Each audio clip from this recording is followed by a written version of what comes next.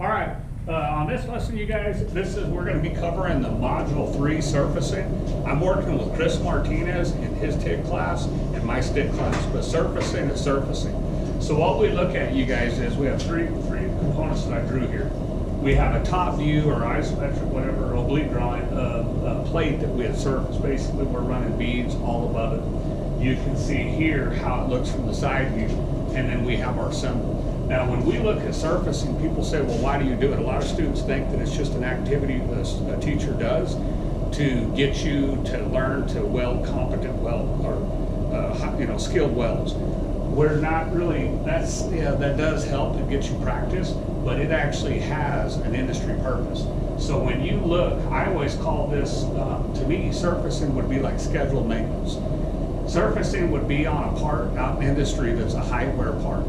It could be a backhoe bucket that is constantly scraping the ground, or some kind of dozer with asphalt where your metal is getting thinner and thinner, in use. So when we do surfacing, a lot of times companies will hire other companies to perform surfacing procedures for them because it's easier and cheaper to pay a company to go in and surface a part and build it back up to the material's original thickness. It's cheaper than going out and buying a whole brand new backhoe or backhoe bucket. So this is what we call scheduled maintenance. So when we look at surfacing, you guys, it could be on not just a worn part, it could be on a dented part. Maybe somebody was driving through your welding shop with a forklift and hit a part and put a huge dent in it. Well, customers aren't going to pay good money for a part that has a big dent. So it could be from wear, or it could be from an accident where the metal was damaged. So when you look at surfacing, what's really key about it is that we're building up that original thickness. So if you look though, we're trying to hit toe to crown. You do not want to have surfacing go in where you do what's called loose overlapping. You can see where this toe did not hit the crown of where it should.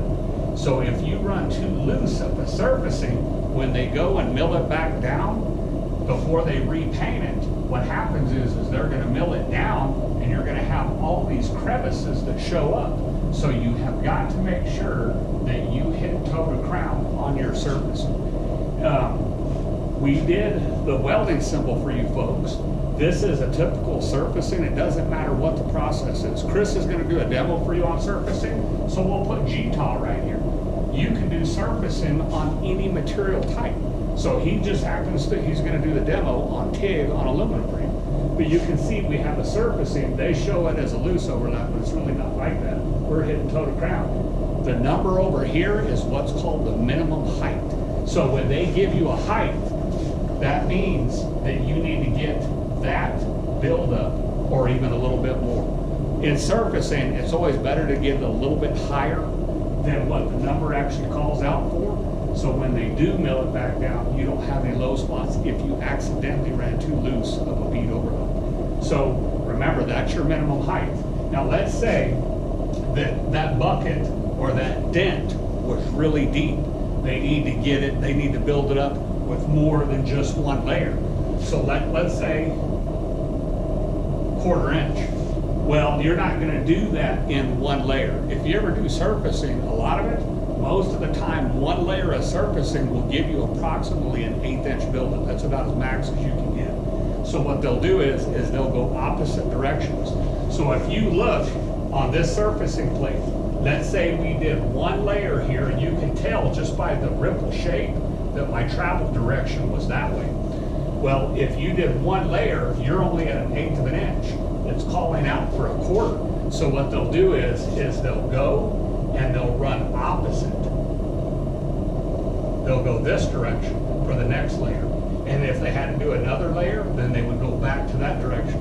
So basically what you're doing is you're welding left to right this way, and then you go opposite at a perpendicular right angle that way, and you just keep doing that until you hit that minimum height. So there you go. There's surfacing.